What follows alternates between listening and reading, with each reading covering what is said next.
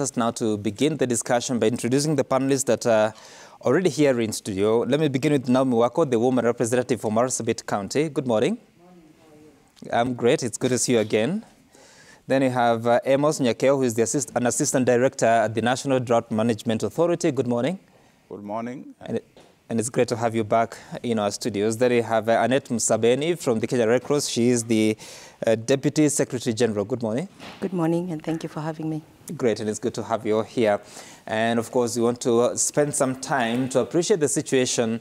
Of course, we've seen those stories from Mandera and Makueni, but there are so many more, including in Turkana, some in Wajir, but of course, in all the 23 counties that are affected, some of them are affected severely or worse than others. Let me begin with you, Amos. As we look at it, this morning being the 17th of October, how would you describe the situation? Has it worsened? Are the interventions helping? And how are you seeing on how sustainable such interventions will be in the coming weeks and months? Thank you very much, Sam, and thank you for having me. We would want to say that of course, the situation has not changed. If anything, for some counties, it's getting worse. Mm-hmm. Last month, we were speaking of 10 counties at drought alarm. Now we are speaking of 11 because Garissa has gotten to alarm. And all this is because we have not received any substantial precipitation in these counties. Mm-hmm.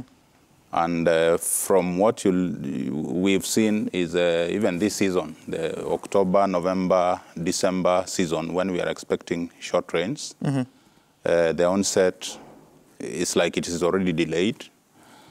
And what that means is we have a longer wait for the rains. Mm-hmm. And then what that also means is it will take time before probably we are able to see any change on the ground. Because unless it rains, then the opportunity for changes are quite limited. However, I would want to say that government has been able to implement a number of drought response measures. Mm-hmm. You've seen relief food being flagged off by His Excellency the President and going to some of the worst affected counties. There are also interventions around availing water by trucks. There are interventions around attending to broken down water facilities.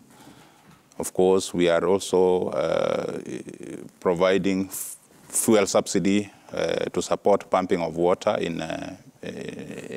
for strategic boreholes in these mm-hmm. counties. Mm-hmm. We are also availing livestock feeds to support at least survival of, if not all animals, then at least let each household have some number of animals that can survive the drought. Because really we are talking about animals not getting anything to forage on. Mm-hmm. And of course there are also interventions around health and nutrition, peace dialogues, because right. essentially we have competition for resources, so we expect conflicts. And enhanced coordination, and we've seen this from the top leadership of government, and at the moment, His Excellency, the Deputy President, is at the top of the coordination for drought response in the country. Yeah. Okay, interesting, and I'll get back to the question of food later. But first, Honorable Naomi Wako, what is the situation in Marsabit, and how are people coping? Thank you. The situation is quite bad at the moment. Animals are dying, mm-hmm. and elderly people are no longer able to, move from their beds to any place. There is a scarcity of food and water. So the situation is quite bad, and the school-going children are so much affected. Mm-hmm. Others have already dropped out of school. And the thing is, in 2 months' time or in a month's time, there are others who are sitting for the exams. The primary school and the high school children are sitting for the exams, mm-hmm. and they'll be sitting for the same exam that every Kenyan child is sitting for. While in these counties that are affected, about 23 now, The children are not going to school anymore. Some are not going to school. Parents are not able to provide even 1 meal in a day. So the situation is quite bad. And when you look at the dying animals, you know, if you are the owner of cows and the goats and all this, when you see your animals dying, right, you know, you become so hopeless and give up on life.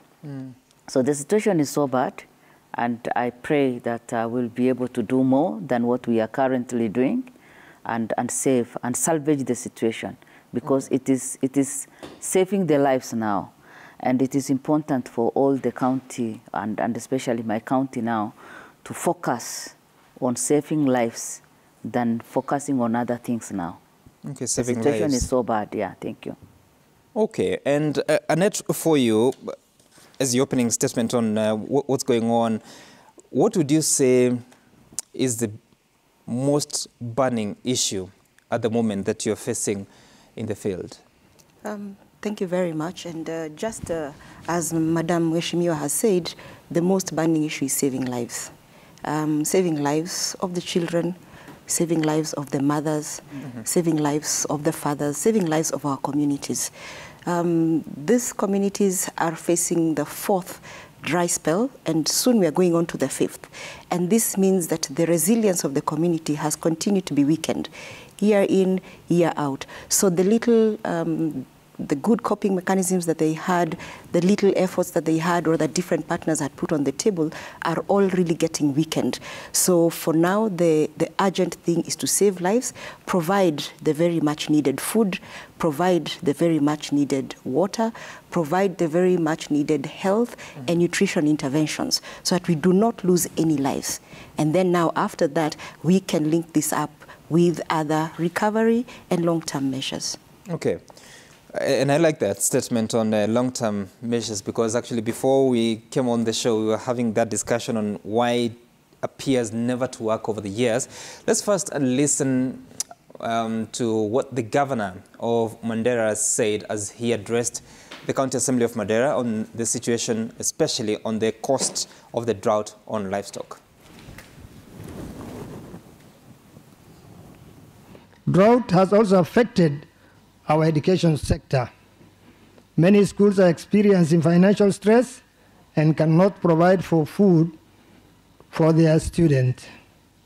Hunger crisis could lead to malnutrition, which will have a long-lasting impact on our education sector.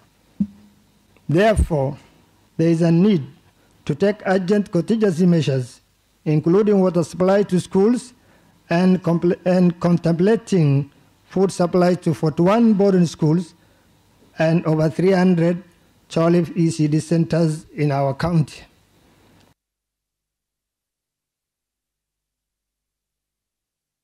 All right, well, I had called for a clip where the governor is speaking about the livestock, but he ends up speaking about the situation to do with the learners that are in school. As soon as we get the clip on the impact on the livestock, we'll be in a position to bring it to you. But all the same, Nyakeo, so like I told you yesterday as we were having that conversation, so many interventions have been taken over the years, and it's almost now certain that even in 2023 there will be a climatic situation or the drought situation like what we have now. So in your opinion, what is it that we've not been able to appreciate such that the population, now to the tune of 4 million, the Kenya Red Cross says it could get to 4.5 million at the end of the year.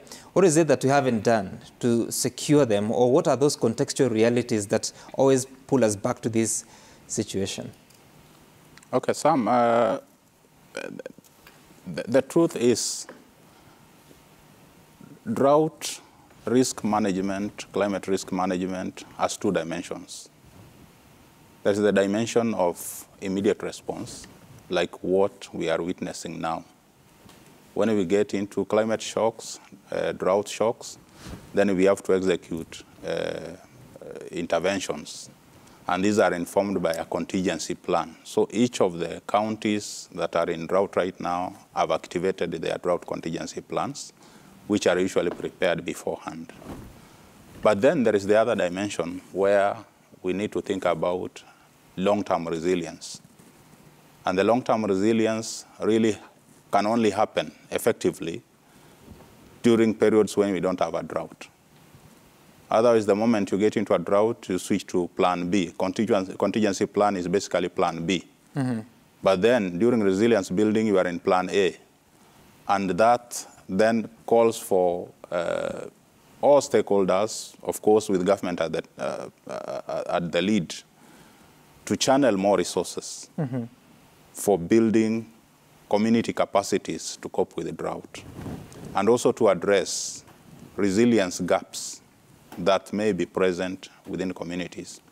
And drought is basically lack of water, nothing else. So if you are able to fix availability of water, then you have sorted out, to a large extent, the drought effects.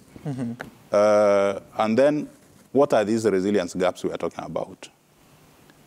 We see whatever little rain that we receive in these places, you will see some places getting flooded. You will see runoff. You will see gullies happening. That tells us we have probably a lot of water in these places when we have rains. The issue is, how do we ensure that that water that becomes available to us as a country in those places is able to carry us through the periods when we don't have the rains? Then it means we need to invest in serious water harvesting, serious water storage, and of course, investing in conduits to deliver this water to the different places where the water is required. You must have seen His Excellency the President launching the Dam in Kirinyaga. We need so many of those kind of projects, because once you have that kind of investment and you are able to affect food production positively, then you are able to address the food insecurity that we keep facing. And I think we've had His Excellency the President committing to delivering more of such projects, including some that we know had stalled for some reasons, whatever. But then we require to have this. We have rivers that traverse the ASAL counties. Right. You can imagine that Tanaf, all the way from Aberdares and Mount Kenya, it just drains into the Indian Ocean.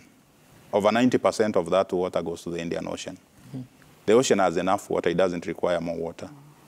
All we need is, how do we harness the Tana in a manner that we are able to divert that water to some of these areas, that water deficit areas, and then use that to strengthen the production systems that are there.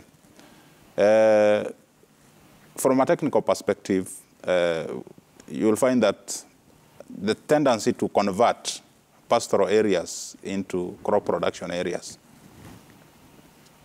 is not technically wise until we start strengthening the production systems that are already existing within the communities. For areas that have a strength in pastoralism, even if we were to avail water there, let's not convert those areas into irrigated crop production areas. Let's irrigate the areas to produce livestock forage. Then let's look at how we can adopt drought-tolerant, drought-escaping crops, and also resilient livestock species. So Amos, if we're to turn the wheels of time back 10 years ago, what you're saying may have been said by whoever official, whether it's from the government or outside. What is, and several boreholes have been sunk even during crisis time such as this. So what is this that, with all these good ideas, stops us from implementing them? Is it the resources? Is it the willingness? What is it? I think the point is a lot has been done, but a lot more still requires to be done. We are currently dealing with a drought that is the worst in 4 decades. So 10 years ago, we didn't have a drought of this magnitude. But you also remember we had a drought in 2009, 2011, which was a serious drought at that time. Actually, it was our worst drought in recent times. But the kind of losses that we witnessed, the kind of crisis we witnessed then, were much severer than what we are witnessing now. So the difference is whatever has been invested in has minimized the kind of impacts that we are seeing. However, we are already speaking of a fifth season that does not look promising, has been forecast to underperform. And then the early models for La Nina are already indicating that even the long rains of March to May 2023 will also underperform. So we already have some La Nina early warning. So essentially what we are saying is we have a crisis that could be unprecedented. Right. But that does not mean that nothing has been done over the last 10 years, over the last 20 years. Resilience building is a cumulative process. And as far as you continue accumulating, with the time you will get to a point where droughts will happen, and they don't necessarily have to result in drought emergencies. And that is the whole essence of the national program that we call Ending Drought Emergencies, Common Program Framework for Kenya. So that all agencies, all government departments plan and channel resources in a manner that increases investments in the foundations for development that build resilience. And the main areas of investment include peace and security, human capital development, climate-proofed infrastructure, and sustainable livelihoods as the main pillars that require enhanced investments. Okay, yeah. All right. Yes, Annette, before I can listen to the governor of Mandera. Okay, thank you very much. Just to build on what he has said, the one thing that we need to focus on as a country, whether it's government, whether it's all the different partners, is that element of early warning, early action. We need to ensure that we utilize that information well. He has already spoken about the fact that the October, November, December rains are likely to be suboptimal. But what are we doing with that information? Ensuring then that this information is disseminated properly to the communities, to the different players, and that this is what informs the actions that will take place. So, for example, the communities now need to be sufficiently informed. KMD has already given the forecasts. How do we inform these communities in a language that they actually understand and that they are then facilitated to make decisions, to make adjustments and changes accordingly? Here in Kenya, I think we started talking about drought last year in April. But I think you could hear Red Cross just going up, and some people said we were being alarmist because it was not yet an emergency. Many players wait for it to actually become a big emergency, then act. But we have this information early, we can act early. We can push resources to preparing the communities, to helping them to anticipate, to helping them to minimize. They cannot prevent the drought, but they can be able then to minimize the shocks. Okay, minimize the shocks. Let's listen to the governor of Mandera as he spoke about how much of livestock they've lost in that county. While drought has affected most parts of our country, our region has borne the brunt of its effects. Our economy has been devastated by the drought, and we have lost over 365,000 cattle, 30,000 donkeys, over 500,000 shots, and 160,000 camels for the last 9 months. The monetary value of the livestock we have lost is over 11 billion Kenya shillings, equivalent to our annual allocation from the national government. That is Mohammed Aden Khalif, the governor of Mandera. He is the second governor after the retirement of Ali Roba from that position, who is now the senator of that county. And Mheshimiwa Wako, so of course, when we see images of the livestock that has been lost, I mean, it's a sorry situation, but when you hear the governor translating that to financial impact, close to 11 billion shillings, which he says is the same amount that they receive from the national government every year, that's quite some substantive amount of money.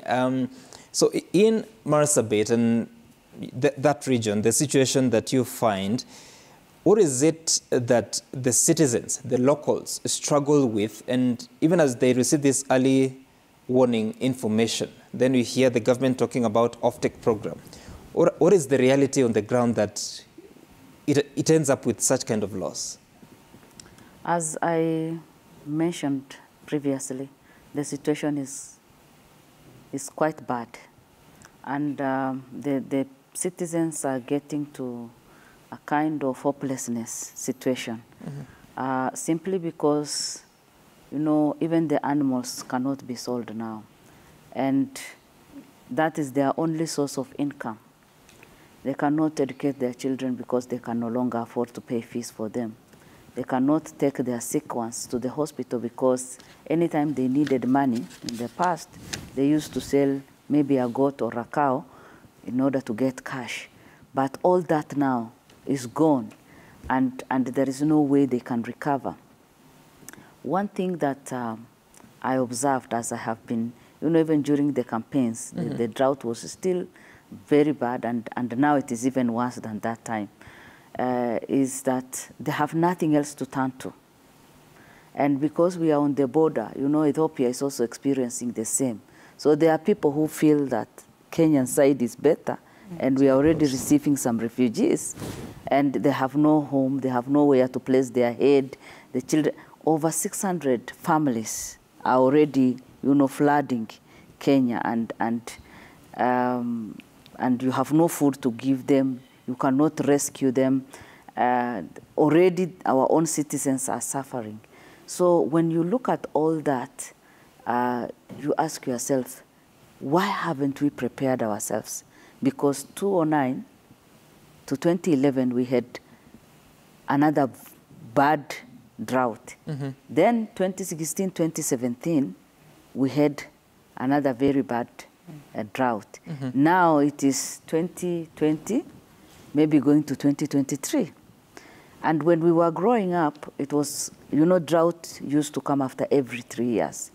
So if Israel has transformed the desert to what we now see and know, if Dubai can, you know, provide food for their citizens, why not Kenya? Because better part of our country is where we can, you know, plant, and we can plan, and we can feed our people. If we cannot feed our people, then we as a country, we have a big challenge. I know our planning has been poor, but one good thing is Kenyans have everything. We have everything in place, but it is only poor planning that has led us to this situation. So if we can plan well, right now, you know, it is like we are more reactive now to what is happening. But the best thing now we can do is to save lives. I will always finish with that, is to save lives now. Because mothers, expectant mothers, cannot get out of their homes, and they keep dying. You know, we will blame the death on other things, but hunger is the cause of almost all the deaths now we are experiencing. The children, the elderly, people have already died. And even yesterday I was told that 2 days ago there is an old man who died. The situation is quite bad. So if we can get some food from wherever we can and get to the people, and then plan for the next 9 months, because it seems like the next 9 months or 1 year, we may not get, you know, we may not be able to harvest food. And then we start planning on how we can improve their lives after that. Annette, this is always a very sensitive issue, and people talk about deaths that are attributable to the situation, the drought situation and later starvation. Do you have any statistics yet, or it's still that very sensitive area? As a Kenya Red Cross, we do not have any statistics of deaths. Okay. Yes, this is the purview of the government to provide any such statistics. Okay. What we can attest to is that there is a lot of suffering, livestock deaths, and I think we have the figures of 1.6 million livestock dead. We have figures of children who are malnourished. I think we are approaching 1 million now, countrywide, children who are severely malnourished. We have figures of many people who are falling sick, who are weak, yes.